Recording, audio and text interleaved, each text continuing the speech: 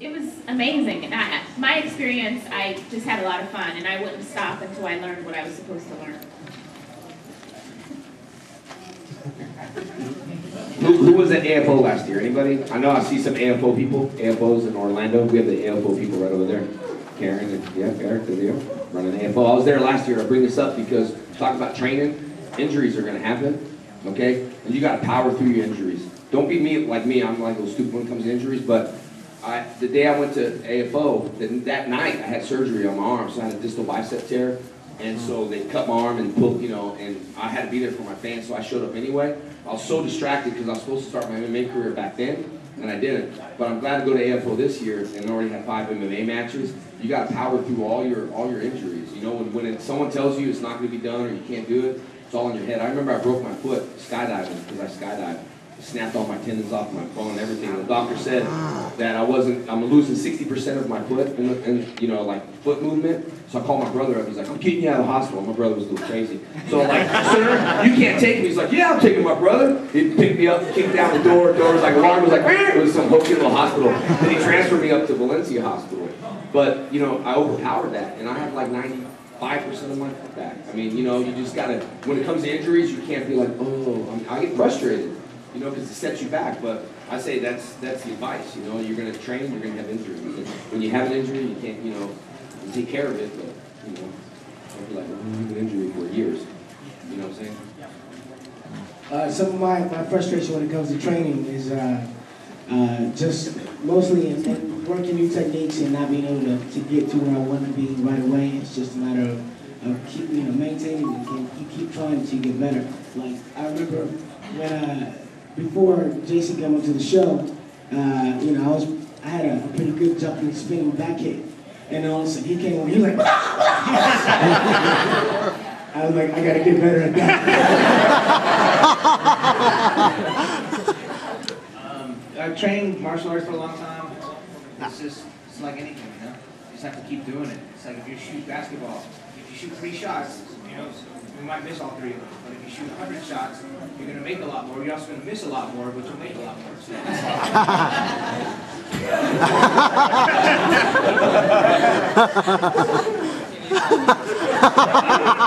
yeah, my biggest frustration with my training is there's this one guard, man. He will not let me alone. I will cut him. Cut him. Next question! Last question. Last question. Last question you will ever ask, man. Make it good. Very good. I want to know if you guys think that, like, in maybe 10, 15 years, you think there'll be, like, a Power Rangers reboot movie, kind of like they did, like, Transformers, like, they make it more serious. Oh, really? What'd you guys say? I missed it. I don't know. You never know. It's, now that Saban owns it again, who knows? But, the only way I would ever do another movie is if you guys all signed on to do it too. Of the next decade? I don't know if you could squeeze me into that outfit again. It's so fetching, especially the fish mask. You know what? You guys are still fans, and as long as there are still fans, somebody's going to do Power Rangers.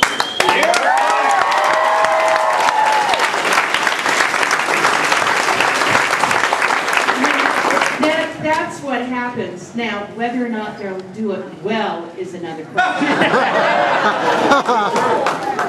This goes to 12, doesn't it? Yeah.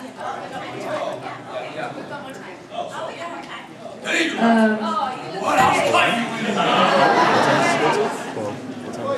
Again, considering that I didn't get to do the series, I left after the pilot, I would absolutely love it. Nothing more. I would love that opportunity. So make it happen, guys. Let me just say something real quick, and I hate to go back to a somber note, but just so you all remember, I know we just did like kind of a remembrance for Tweed, but we also lost Richard Gianelli, who was Ernie. And, no! Oh, that was wild.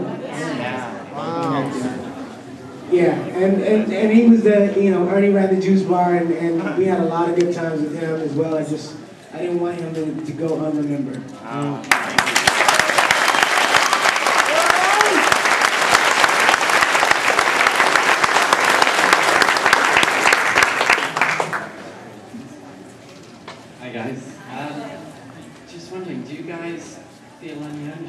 other characters? Yeah, there better not ever be another Anisha.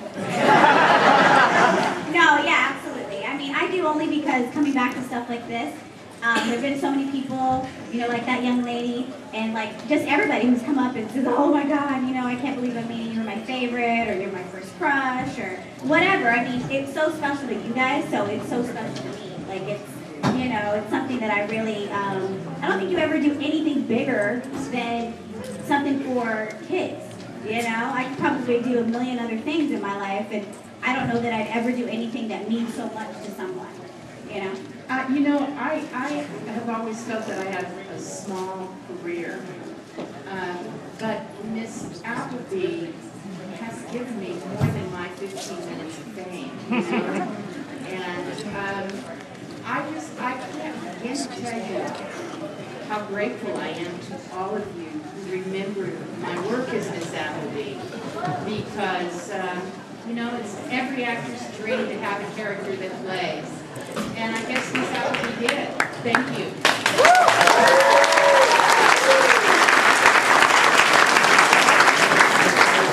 I have to say, I worked with, I mean, everybody here is just so fantastic. I worked with a great group of guys. Some were desperate to be here, but they're great working professionals or in other countries doing all sorts of things. I know we just loved our characters. I think they were really sort of super positive role models. I was one of the first, I think, female leaders of the Rangers, so that was a really special thing. Girl power. And I have to say, just all these women are brainy, beautiful, athletic. So absolutely, I think we identify with the characters that we develop, and hope, you know, are so very, very grateful for the fans. The continuous, you know, love that we get now on Facebook, all kinds of people contacting us. It just, I think you develop a certain kinship with the characters you develop and your fellow Rangers. Again, only doing the pilot, I'm amazed at how many people have contacted me and given me so much love and said, you know, thank you, that was awesome, and I'm really flattered that you guys wanted me here today. Thank you.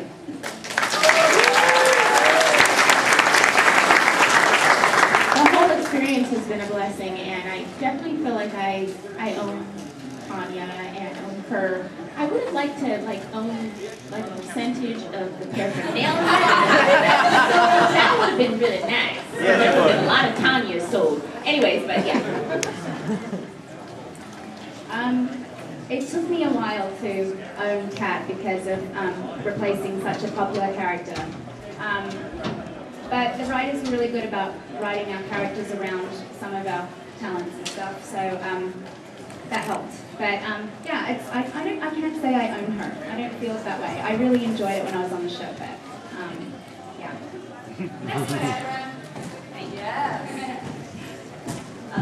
Just a lot of really great times, really thousands and thousands of memories. Images going through my mind now that I've been here today, and just, you know, just really bringing back a lot of fun.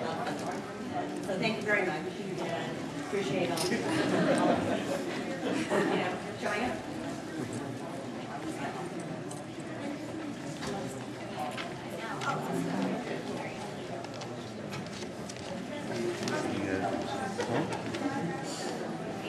Oh, yeah. Yeah, I think, you know, the bottom line is, I think we create characters. Well, I know, if you look at, like, Vince Vaughn in a lot of his movies, he's kind of like the same, you know, like, it's funny and all that stuff. But I mean, these guys are from theater and stuff. I just kind of created a character that I wanted to create. When I started the show, I had long hair, and my agency made me cut my hair. And then they didn't represent me. Then I went back and I said, look, they said, you need to cut your hair. And I was with Red Dragon. We got the history. I mean, Red Dragon's like one of the best schools around. She's an excellent martial arts. We had the best people around. But at Red Dragon, you have long hair and you got these leather necklaces. Everybody had long hair. My instructor, so when to cut your hair, I was like, oh, really? So I cut it. And I went back to get to get them to represent me. They didn't represent me. They said, here's a script called Phantoms. Audition for it and we'll call it even. Because I was kind of demanding, like, I ain't leaving. You know? I even like, you have to. I'm on the phone. I'm like, I ain't leaving, man. You know, that thing. So he gave me that, so I booked the show. Then they come back and try to sue me and stuff like that. But the funny thing is, they told me I'm never going to book a role with long hair. They said, you need to be the street kid next door, and you can't have long hair, so I grew my hair. to a point, you know, and I grew my hair out, and Tommy was kind of me. I mean, you know, although the clean version. That's all. You gotta bring your own personality to the role. I think it's, as an actor, one of the most amazing things to do is to create new characters. And the character Zach was very much like me. I mean, it had the same energy. I mean, that's what you do as an actor, is you bring aspects of your personality to imaginary circumstances and create a character. So I've definitely enjoyed creating the character Zach, and as well as all the other characters I've created over the years, whether they were good or evil or indifferent.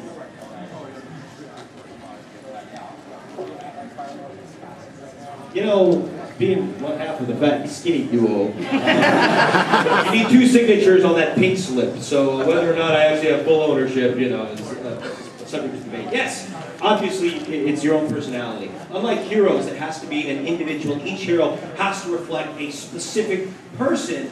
A fat and skinny guy duo have been around since, you know, it's kind of back to the popular subconscious, you know. Laurel and Hardy, before then even, for God's sakes, you know. So Skull and Bulk and Skull are always going to be part of a pantheon of fat and skinny guy, comic duo, baggy pants, slapstick comedy.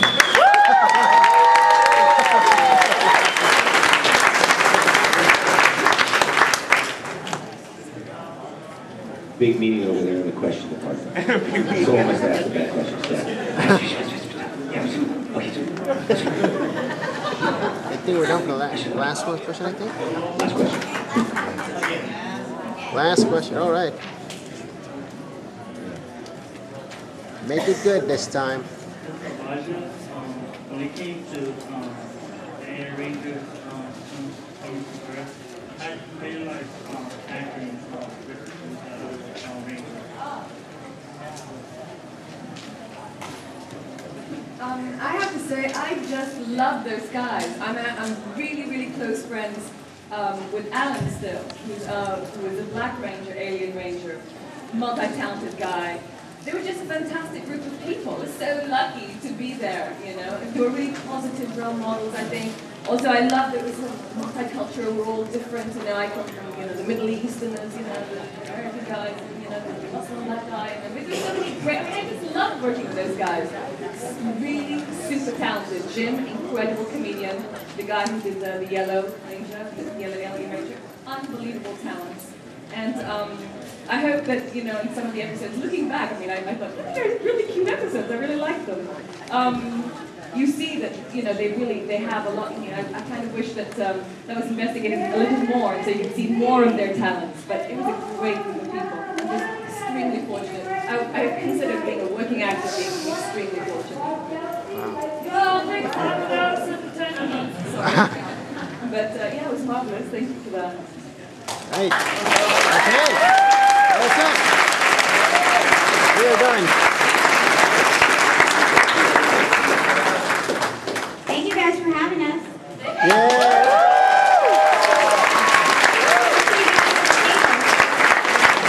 First panel day 2, I should say, is complete. So. I think I'm signing now. So we'll all be down there. Are you guys going down there now? Okay, yeah, we're all going down there now. So if we didn't get to talk to you personally, then we'll see you at the table. Bye.